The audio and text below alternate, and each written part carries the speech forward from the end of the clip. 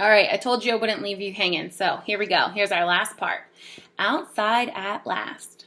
Sky, grass, tree, ant, stick, bird, dirt, cloud, wind, flower, rock, rain.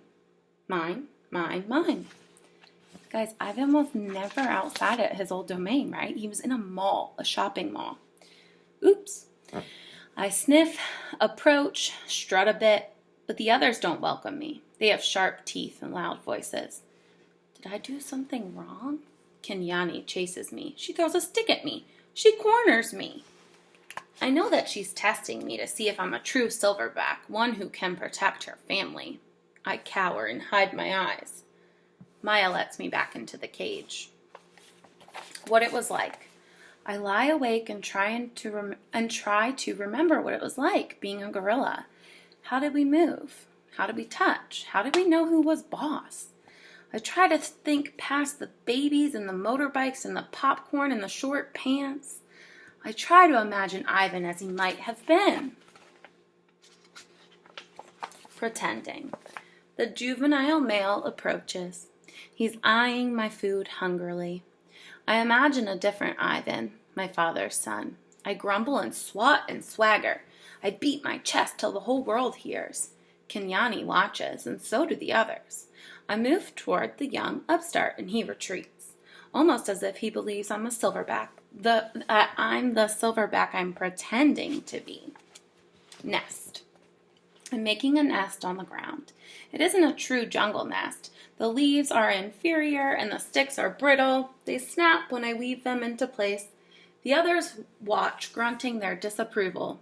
Too small, too flimsy, an ugly thing to see. But when I climb into the leafy cradle, it's like floating on treetop mist. Here's his nest he's making. Remember, Ivan hasn't had access to anything from the wilds or like the wild while he's been stuck in his cage inside. More TV. Maya wants me to go back into my glass cage. I can tell, because she is tempting me towards the door with a trail of tiny marshmallows. I try to ignore her. I don't want to leave the outside. It's a cloudless day, and I've found just the right spot for a nap. But I relent when she adds yogurt raisins to the trail. She knows my weakness all too well. In the glass cage, the TV is on. It's another nature show, jerky and unfocused. I expect to see gorillas, but none appear. I hear a shrill sound like a toy trumpet. My heart quickens. I rush close to the screen, and there she is. Ruby! She is rolling in a lovely pool of mud with two other young elephants. Another elephant approaches. She towers over Ruby. She strokes Ruby, nudges her. She makes soft noises. They stand side by side just the way Stella and Ruby used to do. Their trunks intertwine. I can see something new in Ruby's eyes, and I know what it is. It's joy. I watch the whole thing, and then Maya plays it again for me and again. At last she turns off the TV and carries it out of my cage. I put my hand to the glass. Maya looks over. Thank you, I try to say with my eyes. Thank you. It. Kenyani ambles toward me. She taps me on the shoulder and Knuckle runs away. I watch her, arms crossed over my chest. I'm careful not to make a sound. I'm not sure what we're doing. She ambles back, shoves at me, dashes past, and then I realize what's happening. We're playing. We're playing tag, and I'm it. You ready for this one? We got to be mature about this section. Romance. Make eye contact. Show your form. Strut. Grunt. Throw a stick. Grunt some more. Make some moves. Romance is hard work. It looks so easy on TV. I'm not sure I will ever get the hang of it. So I think Ivan is trying to impress Kenyani. Maybe he is trying to get her to like him. More about romance. I wish Bob were here. I could use some advice. I try to recall all the romance movies we watched together. I remember the talking, the hugging, the face licking. I'm not very good at this, but it's fun trying. Grooming. Is there anything sweeter than the touch of another as she pulls a dead bug from your fur?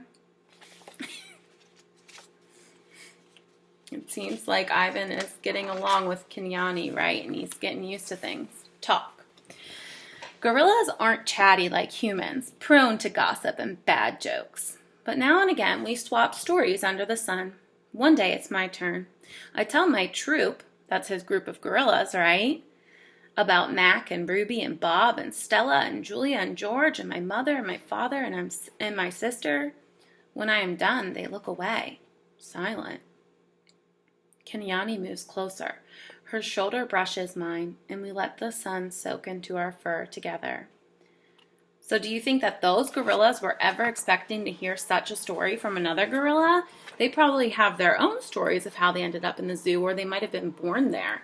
And that is a big story for Ivan to tell. We just learned his whole story throughout the whole book. That's a lot to take in. Remember all the different feelings we had when we learned about it? So they didn't say anything, but it seems like Kenyani is there to support him. The top of the hill.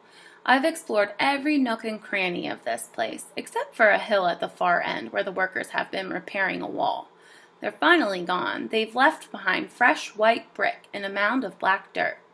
While the others laze in the morning sun, I want to explore the hilltop. They've been there before, and I have not. Everything is still fresh to my eyes. I take my time going uphill, savoring the feel of grass on my knuckles. The breeze carries the shouts of children and the drowsy hum of bumblebees. Near the top of the hill is a low-limbed tree, the kind my sister would have loved. The wall is endless, clean and white, stretching far down to the habitats beyond my own. It's high and wide, carefully built to keep us in and others out. This is, after all, still a cage. It rained last night. The pile of dirt is soft to the touch. I scoop up a handful and breathe in the loomy smell. It's a rich brown color, heavy and cool in my palm.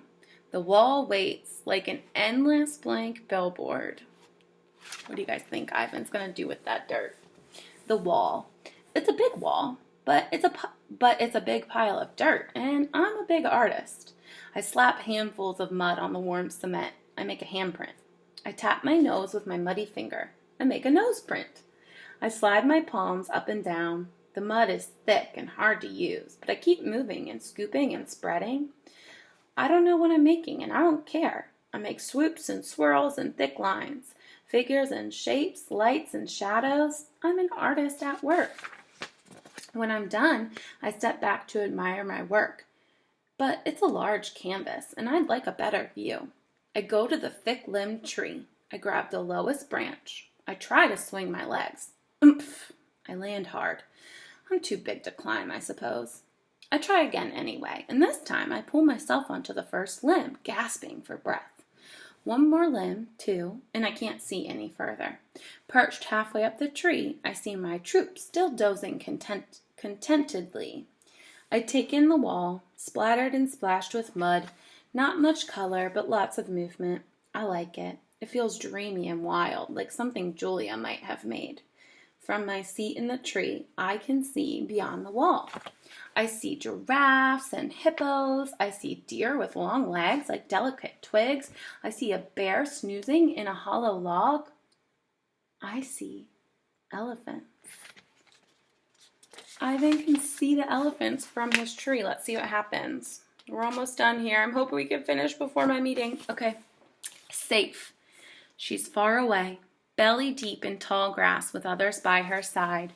Ruby. She's here, Stella, I whisper. Ruby's safe, just like I promised. So he's whispering to Stella. He's talking to her even though she's gone. He's letting her know he fulfilled his promise of getting Ruby to a safe place. Look how happy she looks. I call to Ruby, but the wind tugs at my words, and I know she'll never hear me. Still, Ruby pauses for a second, her ears spread wide like tiny sails. Then, with lumbering grace, she moves on through the grass. I told you guys there were happy endings in this story. Silverback. It's a cloudy evening, chill and drizzly. Dinner is on its way, but I don't care. At night, we sleep in our den, but I'm always the last to head inside. I've been inside long enough. This time of day, there aren't many visitors, just a few stragglers. Leaning on the wall that separates us, they point, take a couple photos, and head over to the nearby giraffes. One of the keepers is beckoning. Reluctantly, I turn to go. Beckoning means telling someone to come here. Out of the corner of my eye, I see someone running. I pause. It's a girl with dark hair, lugging a backpack. A man follows behind, racing to catch up. "Ivan!" the girl yells. "Ivan!" It's Julia. I scramble to the edge of the wide moat that skirts the wall. Julia and George wave to me. I dash back and forth, hooting and grunting, doing a gorilla dance of happiness. "Calm down," says a voice. "You're behaving like a chimp." I freeze. A tiny nut-brown, big-eared head pops out of Julia's backpack. "Nice place," Bob says. "Bob," I say, "it's really you?" "In the flesh." "How? Where?" I can't seem to find any words. So look, there's Julia waving to Ivan from wherever she is outside of his domain. And then there's Bob in her backpack. George's job at the zoo doesn't start till next month, so he and Julia made an agreement. She's walking 3 extra dogs to cover my food. And get this, they're all poodles. "You said you didn't want a home," I say. "Yeah," Bob says, "but Julia's mom likes my company, so I figure I'm doing everybody a favor. It's a win-win." Julia pushes Bob's head back inside her backpack. "You're not supposed to be here," she reminds him. "Ivan looks great, doesn't he, Jules?" George asks. "Stronger, happier even." Julia holds up a little photo, but it's too far away for me to see. "It's Ruby, Ivan. See? She's with other elephants now because of you." "I know," I want to tell her. "I saw with my own eyes." We stare across the expanse that separates us. After a while, George pats Julia's arm. "Time to go, Jules." Julia gives me a wistful smile. "Bye, Ivan. Say hello to your new family." She turns to George. "Thank you, Dad." "For what?" "For," she gestures towards me, "for this." They turn to leave. The lamps on the light at the zoo pathways blink on, blanketing the world with yellow light. I can just make out Bob's little head sticking out of Julia's backpack. "You are the one and only Ivan," he calls. I nod, then turn towards my family, my life, my home. "Mighty Silverback," I whisper. And that, my friends, is the end of our story. Thank you so much for joining me on this journey. I hadn't read this book in a few years, and I realized how much I love it. There's a ton of things we could talk about. I wish we could talk about them in person. I'm going to make a Flipgrid where we can talk a little bit about this book if you did follow along. Thank you for reading it with me and coming back every day to listen. We got through it in 21 parts.